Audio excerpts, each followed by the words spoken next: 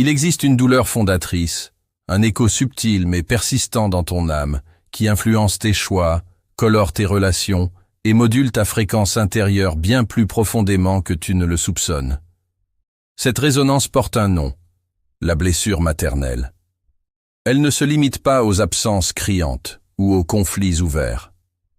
Souvent, elle naît de l'immense écart entre le mythe d'un amour maternel inconditionnel, cette protection instinctive et sans faille que l'on nous dépeint, et la réalité, parfois si différente, de notre propre vécu. Nombreux sont ceux qui ont grandi auprès d'une mère physiquement là, mais émotionnellement distante. Une présence insaisissable dont la chaleur véritable n'atteignait jamais le cœur profond de l'enfant. D'autres ont connu la mère tempête, elle-même submergée par ses propres vagues intérieures, incapable d'offrir le phare sécurisant nécessaire à une jeune âme en construction.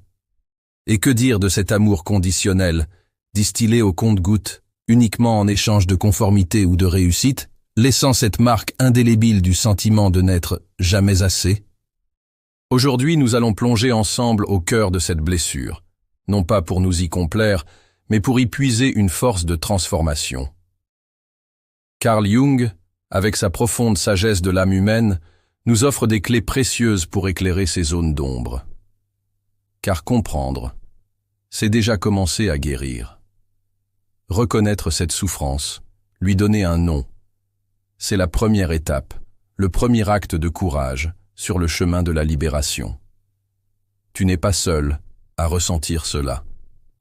Cette saturation intérieure, cette hypervigilance qui te fait sentir les ambiances comme un radar ultra-sensible. Cette angoisse diffuse quand le trop-plein menace de déborder tout cela est le langage d'une âme qui a été marquée d'une énergie en soi qui demande à être entendue et réalignée. Les formes de cette blessure sont multiples, allant des plus évidentes aux plus insidieuses. Il y a les blessures actives, celles qui crient leur nom et laissent des cicatrices visibles sur le tissu de notre être.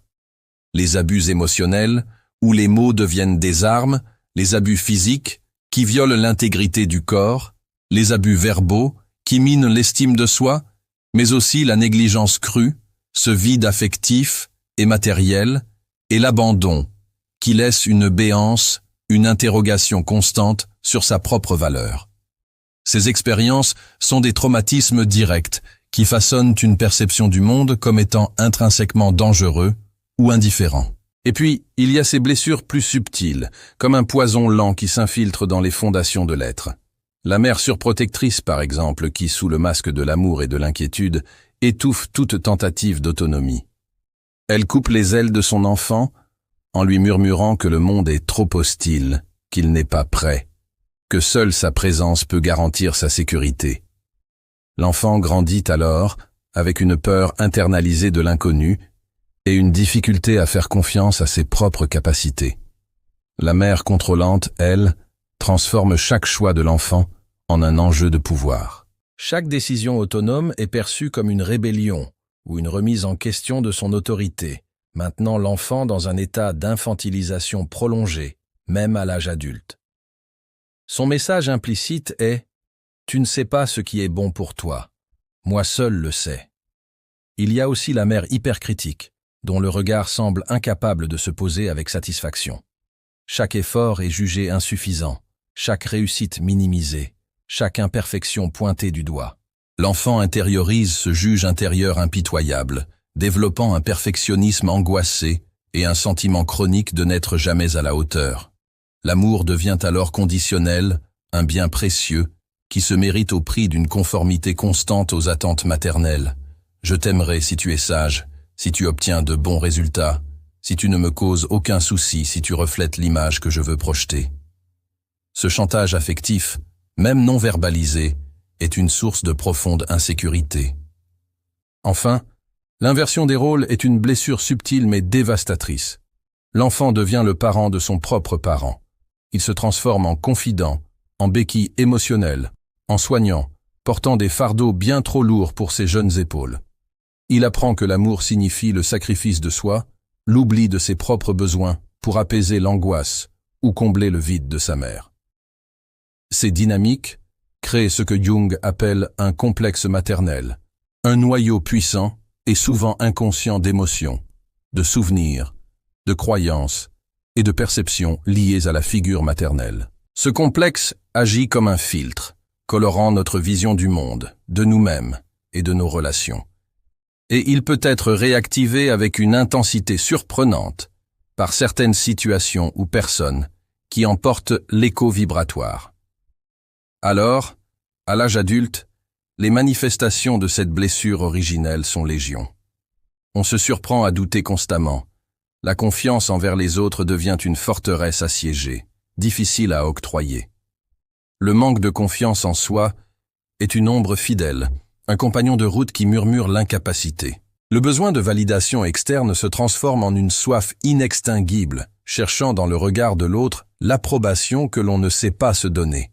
Dire non, poser une limite saine, s'accompagne souvent d'une culpabilité écrasante, car l'apprentissage de l'affirmation de soi a été empêché, voire puni. L'image de soi est alors déformée, comme un reflet dans une eau trouble, fréquemment teintée d'une honte diffuse et irrationnelle.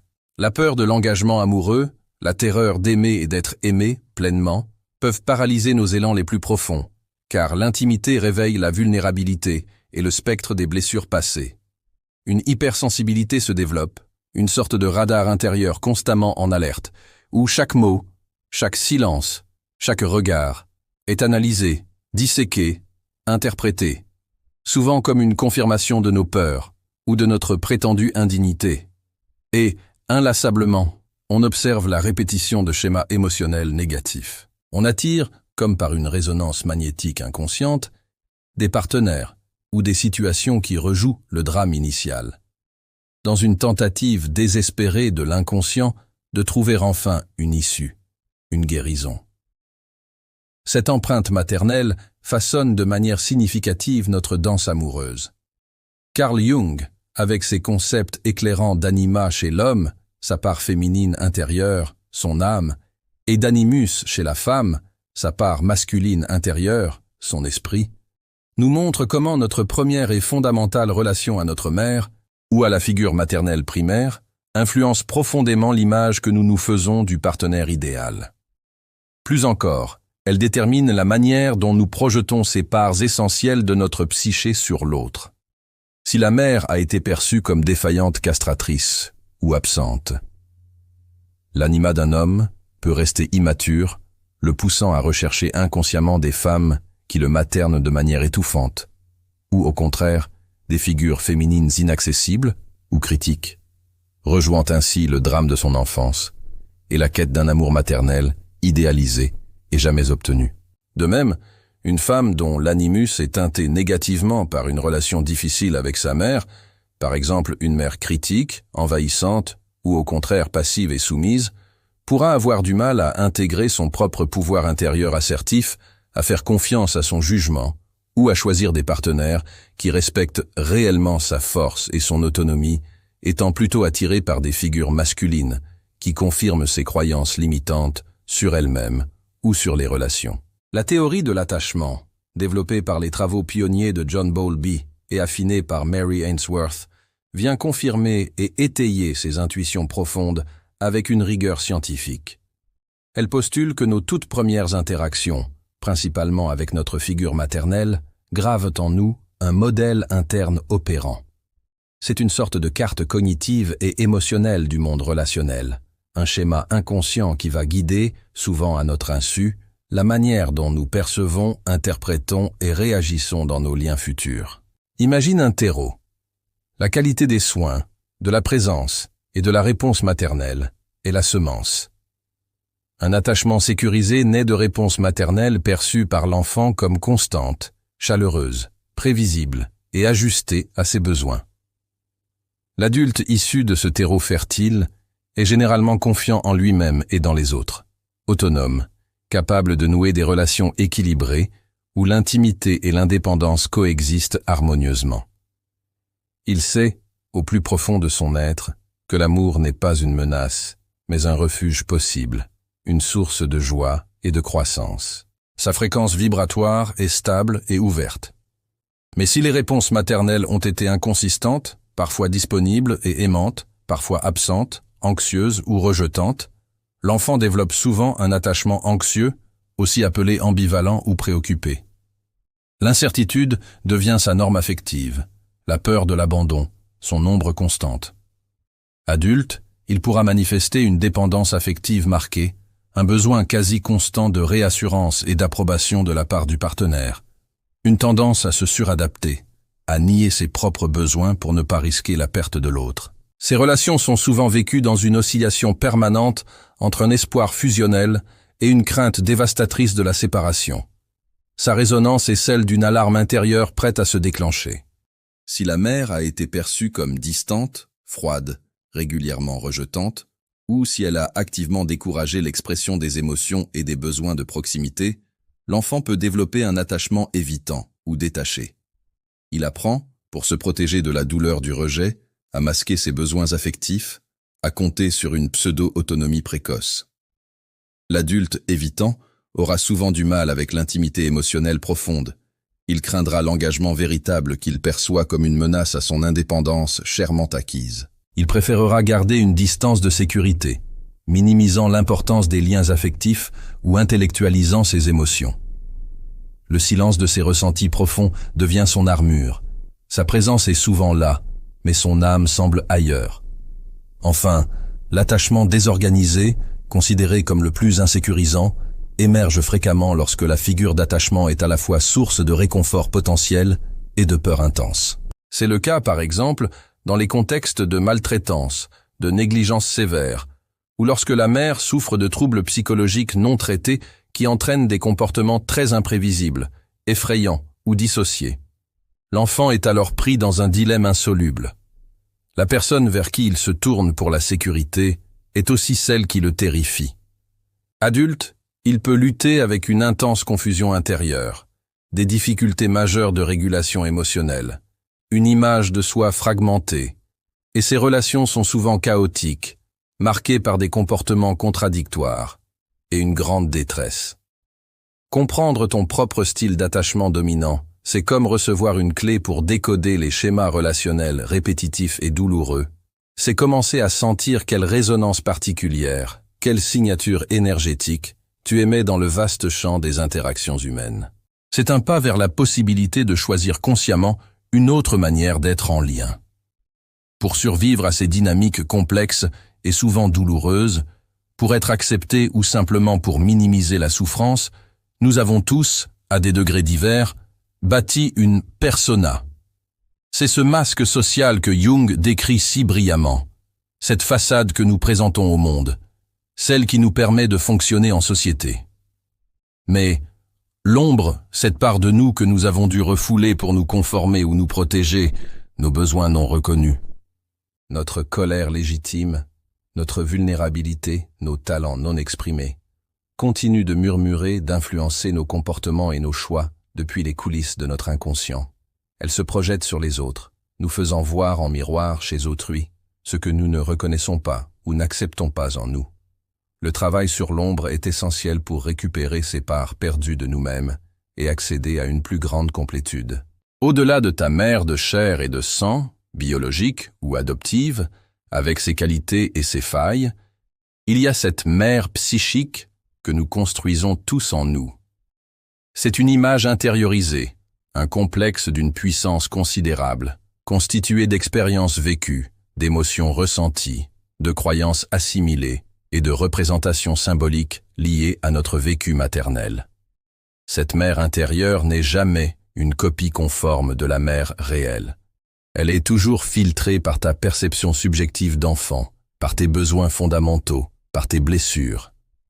Elle influence de manière capitale ton rapport à toi-même, ta capacité à prendre soin de toi, le mothering intérieur, à te nourrir émotionnellement, à te valider, à te réconforter dans les moments difficiles. Il est souvent plus fécond, plus porteur de souveraineté de travailler à transformer cette mère intérieure, c'est-à-dire à guérir les aspects blessés, critiques ou négligents de cette représentation internalisée, plutôt que d'attendre ou d'exiger un changement de ta mère réelle, surtout si celle-ci n'est ni en mesure ni désireuse d'entamer un tel processus. C'est ici que réside une part immense de ton pouvoir intérieur, de ta capacité à te recréer de l'intérieur. Carl Jung nous parle aussi avec une grande profondeur de l'archétype de la Grande-Mère. Il s'agit d'une structure universelle et innée de l'inconscient collectif, un patron primordial qui façonne notre expérience du monde et de la féminité. Cet archétype porte en lui toutes les facettes de la maternité et du féminin sacré. La mère nourricière, aimante, protectrice, source de vie, de fertilité et de créativité infinie, la bonne mère. Mais aussi son opposé, la mère dévorante, possessive, destructrice, étouffante, celle qui retient et empêche la croissance, la mère terrible. C'est la dualité fondamentale de la création et de la destruction, de la vie et de la mort, inhérente à la nature elle-même. Notre expérience personnelle avec notre propre mère vient de colorer la manière dont cet archétype s'active et se manifeste en nous. Si la relation a été majoritairement source de sécurité, d'amour et de soutien, les aspects nourriciers et bienveillants de la Grande-Mère seront plus présents et accessibles dans notre psyché. Si, au contraire, la blessure domine, ce sont les aspects plus sombres, effrayants ou terribles de l'archétype qui peuvent être projetés sur notre mère ou qui teintent fortement notre mère intérieure. Le travail thérapeutique inspiré par Jung viserait alors à reconnaître comment cet archétype s'est manifesté dans notre vie, à prendre conscience de ses projections, à intégrer ses aspects lumineux et sombres, et surtout, à développer en soi sa propre bonne mère intérieure, autonome et puissante, capable d'offrir le soutien, la compassion, la validation et l'amour inconditionnel dont on a pu manquer. Il s'agit de se connecter à la dimension créatrice, généreuse et nourricière de cet archétype en soi, indépendamment des carences effectives de la mère personnelle. C'est un chemin vers une autonomie affective profonde, un véritable alignement avec sa propre source intérieure de vie et de sagesse. Prenons l'exemple spécifique et souvent dévastateur de la mère, au comportement narcissique. Son amour est rarement gratuit. Il est souvent conditionnel, un instrument subtil ou direct pour satisfaire ses propres besoins de validation, d'admiration ou de contrôle. L'enfant est fréquemment perçu non comme un être distinct, avec ses propres besoins et désirs, mais comme une extension d'elle-même, un miroir devant refléter sa grandeur, combler ses vides, ou porter le fardeau de ses ambitions déçues. L'empathie authentique est limitée, voire absente. Les besoins émotionnels de l'enfant sont souvent niés, minimisés ou pire, tournés en ridicule s'ils ne servent pas son agenda. Grandir avec une telle mère, c'est fréquemment se sentir invisible dans son être propre, utilisé comme un objet et développer une faim insatiable de reconnaissance véritable, tout en doutant profondément de sa propre valeur et de son droit d'exister pour soi-même. C'est une saturation intérieure de non-dits, d'attentes impossibles à satisfaire et une confusion quant à ce qu'est réellement l'amour. Le ressenti est celui d'un vide affectif constant, masqué par une façade de performance ou de suradaptation. Alors, comment briser ce cycle transgénérationnel? Comment éviter de reproduire, inconsciemment mais sûrement, ces mêmes schémas douloureux avec nos propres enfants, ou de les rejouer indéfiniment dans nos relations intimes? La toute première étape, le fondement de toute transformation, est la conscience. Prendre conscience de ces mécanismes, de leur origine, de leur impact sur notre vie actuelle. C'est comme allumer une lumière dans une pièce obscure depuis longtemps. C'est un acte de courage et de souveraineté. Cela demande de regarder en face ce qui fait mal, ce qui a été tu. Le processus de guérison est un chemin, une spirale ascendante, jamais une ligne droite. Il te demandera du courage, de la persévérance et surtout une immense dose d'autocompassion. Accueillir ta colère, si elle se présente, est parfois une étape non seulement nécessaire mais salutaire. Non pas la colère qui détruit l'autre ou soi-même, mais cette colère juste, cette énergie vitale qui signale que tes limites fondamentales ont été bafouées, que tes besoins légitimes n'ont pas été entendus ou respectés. C'est un feu purificateur qui peut te donner l'élan, la force de dire non à ce qui ne te convient plus, à ce qui te diminue. Ensuite, vient cette étape cruciale et délicate de prendre la responsabilité de ta propre histoire, de ta propre guérison. Attention, il est essentiel de comprendre que responsabilité ne signifie en aucun cas culpabilité. Il ne s'agit pas de blâmer ta mère indéfiniment. ce qui te maintiendrait dans une posture de victime impuissante, ni de te culpabiliser pour ce que tu as subi. Les sages stoïciens, tels Épictète ou l'empereur Marc Aurèle, nous ont transmis un enseignement d'une valeur inestimable, la distinction fondamentale entre ce qui dépend de nous et ce qui n'en dépend pas. Le passé de ta mère, ses propres blessures qui l'ont peut-être conduite à agir comme elle l'a fait, ses choix, ses incapacités, tout cela ne dépendait pas et ne dépend toujours pas de toi. Mais ta réaction à ce vécu, ta décision de comprendre, de guérir, ton cheminement pour te libérer de cette empreinte douloureuse et pour construire une vie alignée avec tes valeurs profondes, cela, oui, cela t'appartient pleinement. C'est là que réside ton pouvoir intérieur, ta capacité à influencer ta propre fréquence vibratoire et à choisir ta direction. Certains individus trouvent un immense soulagement et une libération émotionnelle profonde à travers l'acte symbolique d'écrire une lettre à leur mère. Une lettre qu'ils n'enverront peut-être jamais, mais dans laquelle ils peuvent enfin déposer en toute sécurité toute leur peine, leur colère contenue, leur incompréhension, leurs besoins non comblés, leurs espoirs déçus. C'est un rituel puissant pour se délester d'un fardeau émotionnel longtemps porté. J'ai moi-même traversé ce processus, et les mots couchés sur le papier, les larmes versées, ont été comme des chaînes invisibles qui tombaient, libérant une énergie nouvelle. D'autres pratiques thérapeutiques peuvent être des alliés précieuses sur ce chemin. L'écriture introspective adressée à ton enfant intérieur, ce dialogue intime avec cette part de toi restée figée dans la douleur, le manque ou la peur, la technique de la chaise vide issue de la Gestalt thérapie pour exprimer face à une représentation symbolique de ta mère ou d'une part de toi ce qui n'a jamais pu être dit. La méditation guidée avec les archétypes, moi, pour te connecter consciemment à la force de la grande mère nourricière en toi ou à l'archétype du sage ou du guérisseur intérieur. Ou encore l'imaginaire actif, une méthode chère à Jung, qui invite à un dialogue conscient et créatif avec les images, les symboles et les personnages qui émergent de ton inconscient afin d'en intégrer les messages. Il est parfois et même souvent absolument nécessaire de poser des limites claires, fermes et réelles avec sa mère si la relation continue d'être toxique, envahissante ou douloureuse dans le présent. Cela peut aller d'une simple mais ferme prise de distance émotionnelle, ne plus se laisser atteindre par les critiques, ne plus partager ses vulnérabilités, à une limitation des contacts, appels moins fréquents, visites plus courtes et encadrées, voire, dans les cas les plus extrêmes, à une coupure temporaire ou définitive des liens. C'est un acte d'amour et de protection envers soi-même, un pas indispensable vers la reconquête de son territoire intérieur et de sa paix.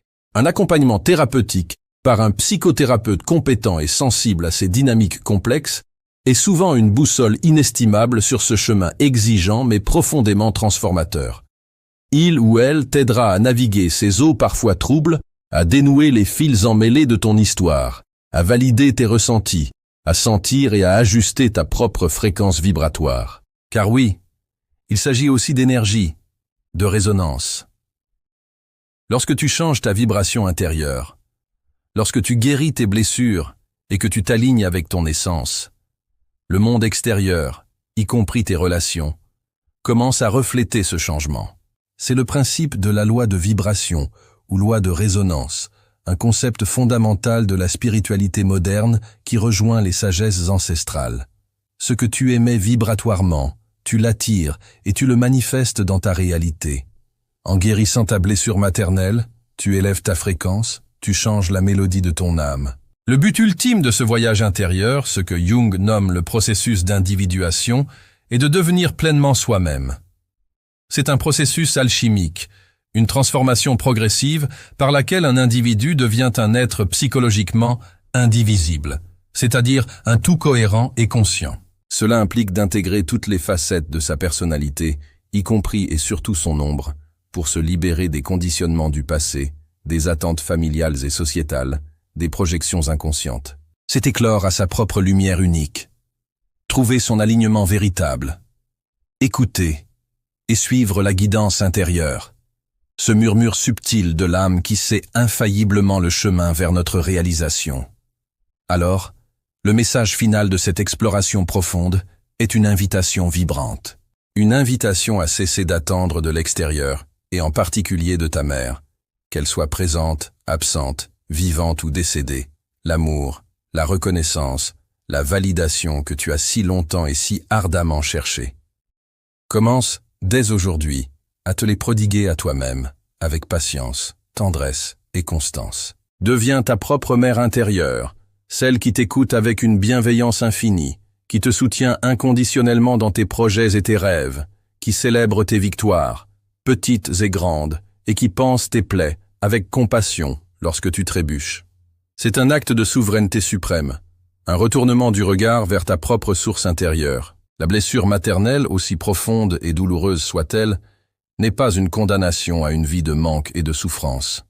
Elle peut devenir, si tu le choisis, un portail. Un appel puissant et insistant de ton âme à te retrouver, à te reconstruire sur des bases saines, à te choisir enfin, et à t'aimer pleinement, avec une présence douce, consciente et vibrante. En somme, ce chemin de guérison est une réappropriation courageuse de ton histoire personnelle, une transformation alchimique de la douleur en sagesse, du manque en plénitude intérieure, du plomb en or. C'est un retour à soi, à cette essence pure et indestructible en toi, qui n'a jamais été véritablement abîmée, seulement voilée par les brumes de l'inconscience et les échos du passé. Ta lumière intérieure attend patiemment que tu la reconnaisses. Si ce message résonne profondément en toi, si tu sens cet appel intérieur à entamer ou à poursuivre ce voyage sacré vers ta propre lumière et la guérison de ta lignée, je t'invite à le manifester. Commente. Je choisis ma guérison et ma souveraineté intérieure ci-dessous. Abonne-toi pour continuer d'explorer ensemble ces sentiers de transformation profonde et pour ne pas manquer les prochains secrets que l'âme nous révèle. Partage cette étincelle de conscience avec celles et ceux qui, autour de toi, pourraient aussi être en quête de ce chemin de libération et de paix. Rappelle-toi toujours ceci. La clé la plus puissante pour ouvrir la porte de ta guérison est déjà en toi. C'est le murmure de ton âme, ta guidance intérieure qui t'appelle avec une infinie patience à rentrer à la maison, en toi-même. Écoute-le. Fais-lui confiance. Il connaît la fréquence exacte de ta guérison et de ton épanouissement.